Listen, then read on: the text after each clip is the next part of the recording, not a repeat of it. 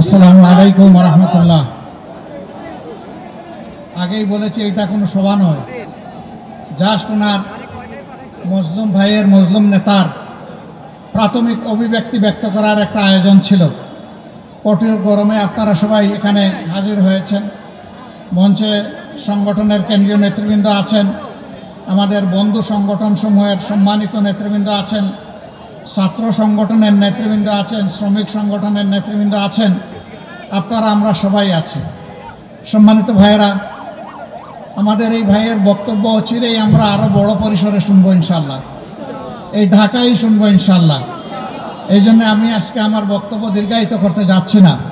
আমি শুধু আল্লাহ তাআলার শুকরিয়া আদায় করি যে মানুষটাকে দীর্ঘ 14টি বৎসর ঘাড়ের উপর মৃত্যুদণ্ড দিয়ে যার উপর জুলুম করা হয়েছে, সেই আল্লাহ তাকে বাঁচিয়ে রেখেছেন, সেই মহান রব তাকে আমাদের বুকে ফিরিয়ে দিয়েছেন। আলহামদুলিল্লাহ রাব্বিল আলামিন।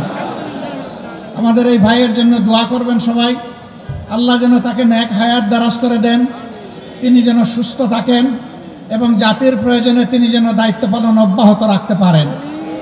সম্মানিত ভাইয়েরা, ফ্যাসিবাদ বিরোধী আন্দোলনে এখানে বলা হয়েছে আমার নেতৃত্বে পতন হয়েছে, মোটেই না।